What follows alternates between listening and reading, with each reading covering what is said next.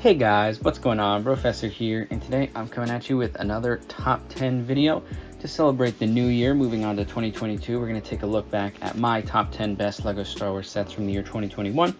As always, if you do enjoy, don't forget to go down there and hit that like button, and if you really enjoy, please consider subscribing. It would mean a ton to me. Without any further ado, let's jump straight into this one, starting at number 10 with set number 75311. This is the Imperial Armored Marauder, retailed for $40 to 478 pieces. The 4 minifigures you see there: Grief Karga, 2 Stormtroopers, and then you also have an Artillery Trooper, which is really nice. Easily the best part about this set is that Artillery Trooper, the clear yellow markings. It looks really nice. It's also got the shoulder pauldron. There isn't a ton going on with this one otherwise from the minifigures, which are all really nice. Got some stud shooters, some nice playability features there. You have a small interior, but the build itself is kind of lacking, in my opinion. Not necessarily that they needed to add more or anything. It's just, in my opinion, just large gray rectangle. There isn't a ton going on. Which is exactly what the build is in the Mandalorian TV show.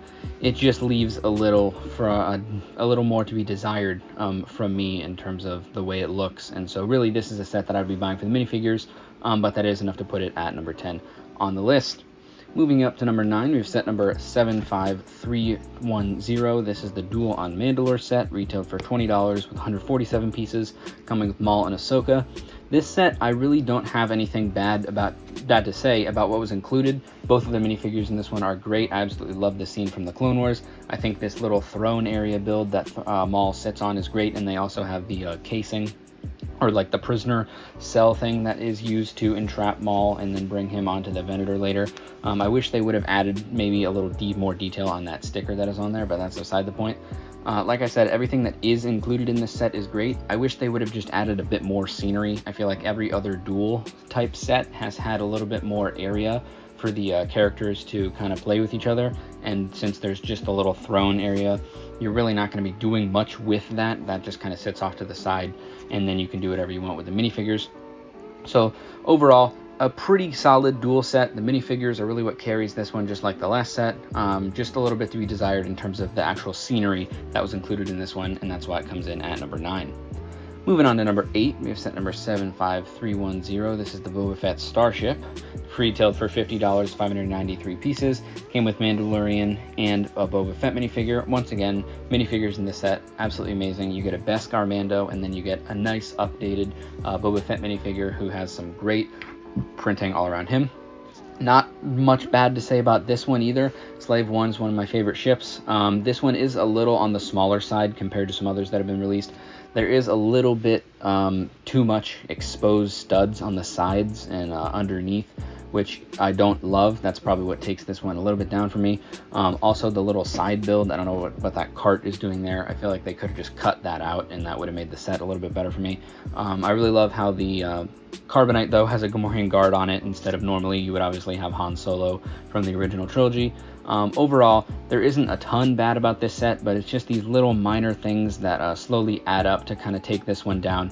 But being the Slave 1, one of my favorite ships, alongside some great minifigures, puts this one at number 8. Moving on to number 7, we have set number 75305. This is one of the helmet sets that was released this year. This one is the Scout Trooper, retailed for $50 with 471 pieces, obviously not including any minifigures. This one ends up lower on the list than Darth Vader, who I'll get to a little bit later, mostly because I feel like it's not necessarily as an iconic character. I think they did the Scout Trooper very well in this vein. All of the helmet sets so far have been really great. This one is no exception. They did a great job creating angles. You have the visor made up there. There are a little too many exposed studs on the top, really.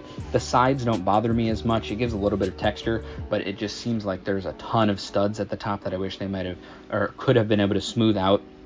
But overall, super clean. The stand is absolutely amazing. I love what they are doing with these helmet sets. I just hope they expand it to some other areas. Not a ton to complain about here. Really solid helmet set that puts this one at number 7. Moving on to number 6, we've set number 75316. This is the Mandalorian Starfighter, retailed for $60 with 544 pieces. This one came with the 3 minifigures, there being Bo-Katan, Gar Saxon, and then you have a Mandalorian Loyalist. This is sort of a recreation of an older Mandalorian Starfighter set, and I think this one does a lot better job. with the color scheme being one of the main things. This is a lot more of the dark blue and dark gray.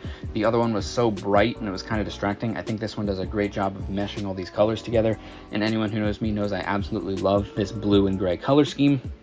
The Mandalorian faction, if you want to call it, is also one of my favorites out there. The minifigures are great. I love the detail on those, and just being able to get one of their ships is really nice. Obviously, also something from the Clone Wars TV show is also great, as that is probably one of the best Star Wars mediums out there. But yeah, overall, there isn't necessarily a ton to say about this set overall in terms of good, bad. I really think it's just a solid set that appeals to me probably more than maybe some other people because of the color scheme and some solid minifigures, which is why this one ends up at number 6.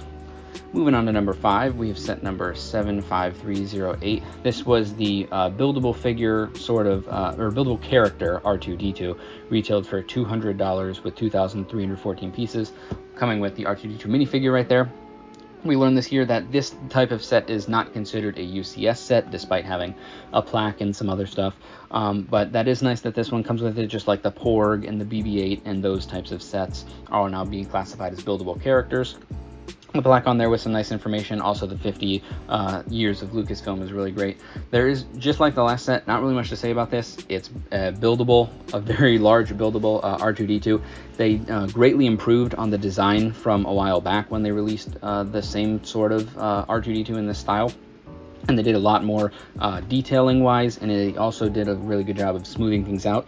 As you can see, there's very few exposed studs, which is something that I like a lot. They did a great job of creating a nice dome on top without having to just plaster layer after layer with more and more studs. Like I said, great detailing. I love the plaque edition, and overall just a heaps and bounds improvement over the previous iteration of this one, and that's why this one comes in at number 5. Moving on to number 4, we have set number 75314, the Bad Batch Attack Shuttle. This one retailed for $100 with 969 pieces. Came with 5 minifigures, that being the 5 Bad Batch characters: Tech, Wrecker, Hunter, Crosshair, and Echo.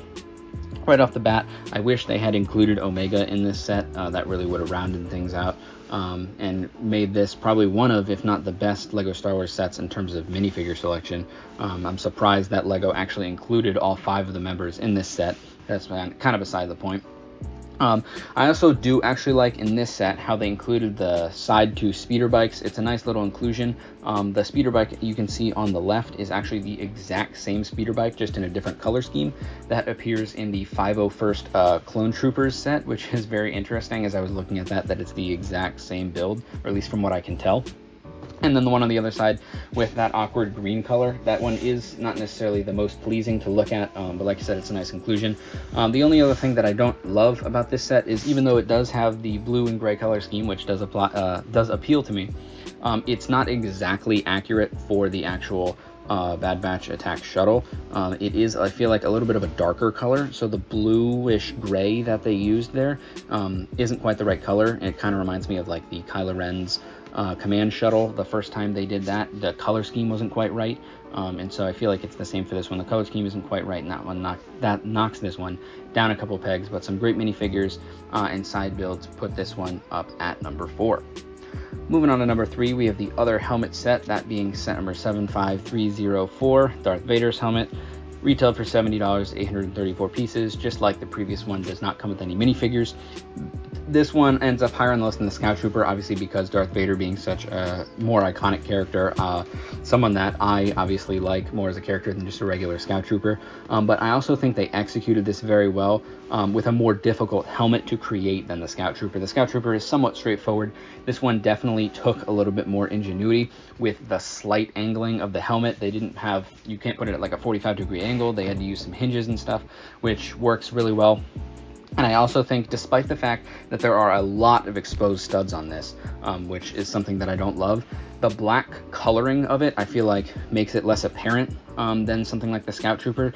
Because this is in black, it just doesn't draw my attention to that as much. I'm much more drawn to the actual facial area where there's some light gray and a little bit of white, just like any sort of pop of color, even though it really isn't that much. And so, just like I said earlier, the better execution of a more difficult helmet set, in my opinion, puts this one up higher. Basically is just as good in every other area as the Scout Trooper. Love the plaque up front, or like the little nameplate there, and the stand is also great. But the black coloring alongside the execution of this iconic character puts this one up at number 3. Moving on to number 2, we have one of the 2 UCS sets from this year. Set number 75313. This is a UCS AT-AT, retail for $800 with 6,785 pieces. You get Luke Skywalker, General Veers, 2 AT-AT pilots, and 5 snowtroopers down there alongside a little turret. This one obviously comes with the UCS plaque with some information, and unlike the AT-AT that I put on my 2020 top 10 list, this one does a much better job of feeling very proportional. The body and the head and the legs all match in size. This thing definitely feels menacing, and the legs can actually like hold it up. The interior is a very nice inclusion. I absolutely love the size of this thing. It is a great size. This is one of the things that may have been holding LEGO back of making a UCS AT-AT in the past, was just figuring out the whole size issue, being able to actually hold this thing up, and they did an amazing job. Like I said, the legs definitely look like they can support it. They don't look like they're just these thin twigs that are going to snap anytime this thing tries to walk.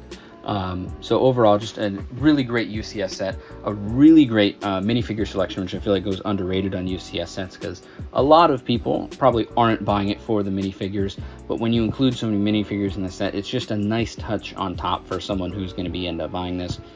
Just an absolutely amazing UCS set that I think executes the AT-AT perfectly, and that's why this one ends up at number 2. And moving on to number 1, this is set number 75309, the USS Republic Gunship, retail for $350 with 3,292 pieces. This one comes with Mace Windu and a clone commander. Honestly, I'll get my only complaint about this out of the way is the minifigure selection, partially because, for those who don't know, this was a fan vote selection, and in the fan vote they actually asked about minifigures, and the minifigures that ended up in this set were not anything that anyone was asking for, so it's unfortunate that LEGO didn't really listen to anybody in terms of the minifigures that they wanted, and so the minifigure selection definitely hurts it. But this set absolutely makes up for it everywhere else. The first prequel UCS set that we've had in, I believe, over 10 years, and LEGO absolutely knocked it out of the park with just every single aspect of it. There really isn't much to say other than they executed a very iconic ship in near perfect fashion, despite the fact that it is not despite the fact, but the fact that it is very large, I think is something that helps it out, despite the fact that many of the previous iterations of this were what some would be considered minifig scale, so it does definitely look a little weird with minifigs. That's not a downside to this. I think that helps it out very much. Really, like I said earlier, there's not a ton to say about this. A really great UCS set, a set that I really hope to get my hands on one day, and that's why this one ends up at number 1. Great ship, great set, and that will cap off a pretty good year of LEGO Star Wars. So guys, that'll be it for this one. Hope you did enjoy. If you did, don't forget to go down there and hit that like button. And if you really liked it, don't forget to go down and hit that subscribe button. It would mean a ton to me. And I'll see you guys next time. Peace.